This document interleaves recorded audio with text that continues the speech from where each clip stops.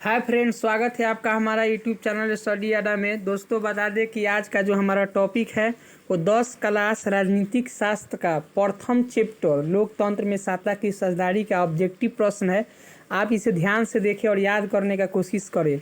चलिए दोस्तों शुरू करते हैं। आप प्रश्न को ध्यान से देखिएगा और मेरा आवाज़ को भी सुनिएगा। चलिए शुरू करते हैं।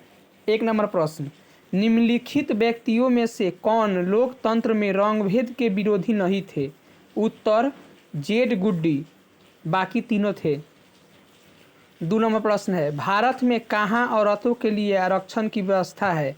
आंसर पंचायती राज संस्थाएं। 3 नंबर प्रश्न है, भारत में पंचायती राज संस्थाओं में महिलाओं के लिए कितनी सीटें आरक्षित है? आंसर 33%। 4 नंबर प्रश्न है, भारत में किस तरह के लोकतंत्र की व्यवस्था की गई है? आंसर अप्रत्यक्ष। 5 नंबर प्रश्न है, भारतीय संविधान के बारे में इनमें से कौन सा कथन सही है? उत्तर यह धर्म के आधार पर भेदभाव की मनाही करता है। 6 नंबर प्रश्न है, जाति पर आधारित विभाजन निम्नलिखित देशों में से किस एक देश में है? आंसर भारत में।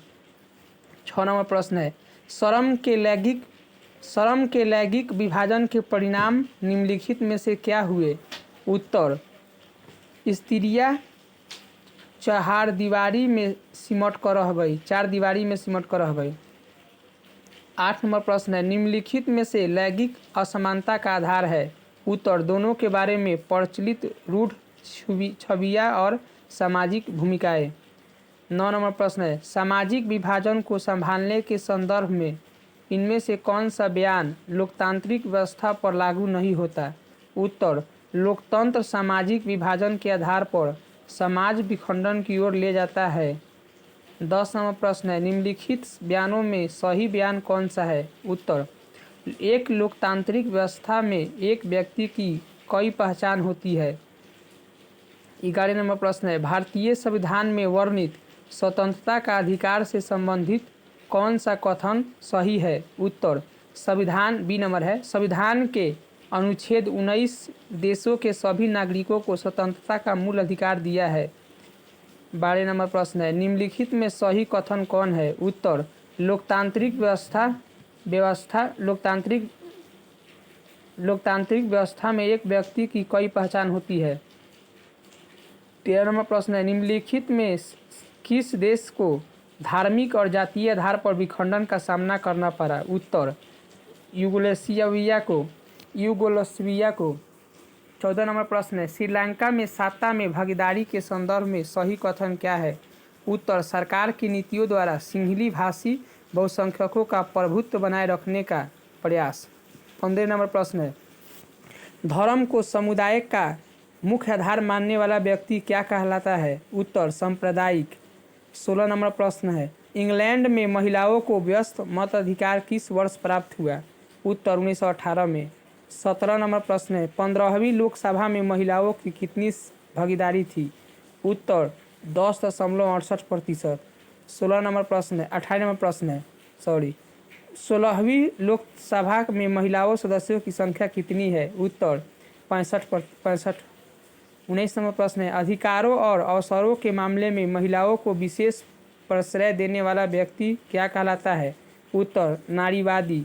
20 नंबर प्रश्न है, 2011 की जनगणना के अनुसार भारत में कितने प्रतिशत महिलाएं साक्षर है? उत्तर 64.6%। 21 नंबर प्रश्न है, भारत में पंचायती राज की संस्थाओं में महिलाओं के लिए कितने प्रतिशत आरक्षण कर दिया गया है? उत्तर 33%। 22 नंबर प्रश्न है, एक आदमी अपना सब कुछ छोड़ सकता है परंतु वह जाति व्यवस्था में अपने विश्वास की तिलांजलि नहीं दे सकता, यह कथन है? उत्तर जगजीवन राम की। 23 नंबर प्रश्न है, बांग्लादेश का उदय कब हुआ? उत्तर 1971 में। 24 नंबर प्रश्न है, बिहार पंचायत राज अधिनियम 2006 में पंचायती संस्थाओं में महिलाओं के लिए कितने प्रतिशत आरक्षण की व्यवस्था है? उत्तर 50%। 25 नंबर प्रश्न है, अंतर्राष्ट्रीय महिला वर्ष घोषित किया गया? उत्तर 1975 में।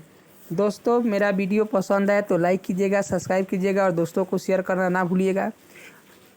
अगर आपको मैथ का ऑनलाइन क्लास चाहिए, 10 क्लास हो 1 से लेके 12 क्लास तक लेके अगर आपको ऑनलाइन चाहिए क्लास मैथ का, तो आप हमारे व्हाट्सअप नंबर 91 13 47 73 44 पे संपर्क करें। मात्र 300 रुपये में 10 क्लास और इंटर 11th क्लास का आपको ऑनलाइन तैयारी कराया जाएगा। चलिए दोस्तों, मेरा वीडियो देखने के लिए थैंक्स।